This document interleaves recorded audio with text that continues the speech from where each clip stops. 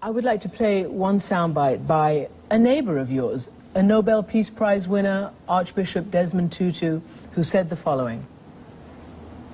He's destroyed a wonderful country, a country that used to be a breadbasket. It has now become a basket case itself. But I think now, that the world must say, look, you have been responsible with your cohorts. You have been responsible for gross violations, and you are going to face indictment in The Hague unless you step down. And we'll ask you a question about, you heard what Archbishop Desmond Tutu said. That's nonsense. It's just devilish talk. Devilish talk? Yes. Do you He not... doesn't know what he's talking about, the little man. The little man, he's a Nobel Peace Prize winner. Oh, come on. He's a liberation fighter too. What South liberation? Africa. No, of course. You don't know what his status in the ANC amounts to. Can I ask you a question about Nelson Mandela? He's a great man, that one, yes. Nelson Mandela has got so much of the attention for being the great liberator of Africa. Yes. You did it earlier. Do you sometimes wish that you had got as much attention? President Mandela is President Mandela, and Robert Mugabe is Robert Mugabe. Okay. Look at him in his own circumstances, and that's it. If you damn him, well and good. But I know my people have great praise for me. I know African people think very highly of me. And that satisfies me. It does? Yes. Even though you lost these elections? Which elections? The last ones. No, we didn't lose the elections at all.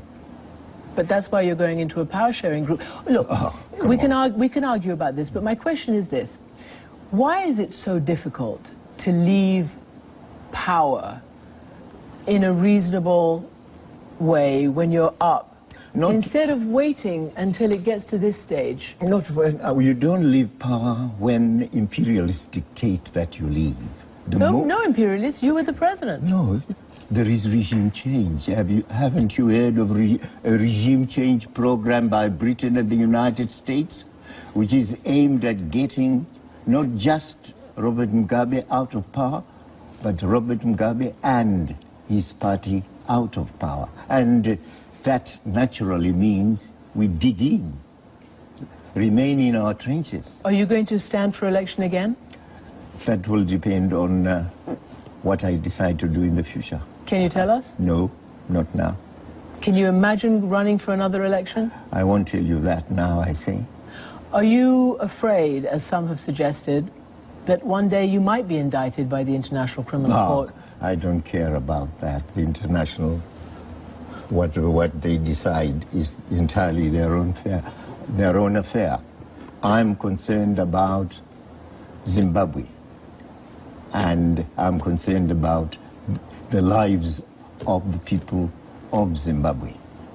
And don't forget, it was my party which brought democracy into the country, and not the British. We had to fight the British for democracy, for one man, one person, one vote. And that's why people are so disappointed in what happened, because you do get the kudos for having brought that. But that's still the environment. And yet, this election was so heavily disputed that you have to go into a power sharing deal. Elections are... I guess I want to know why to hang on for so long?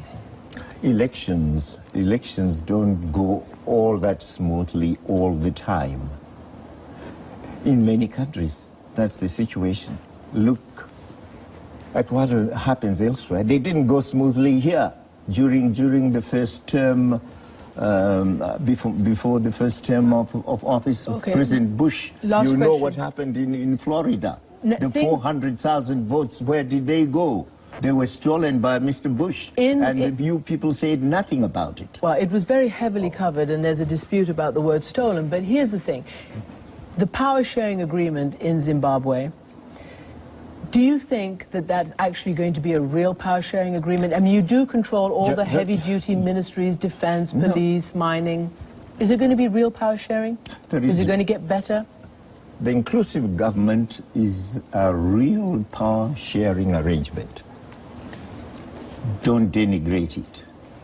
All right. We have 14 countries in SADC which are responsible for assisting us in bringing that about, and for assisting us also in making it run. All right. And read what they say. Listen to what they say. All right, Mr. Mugabe. Thank you for coming in. Thank you for talking to us. Thank you. That's all we have time for.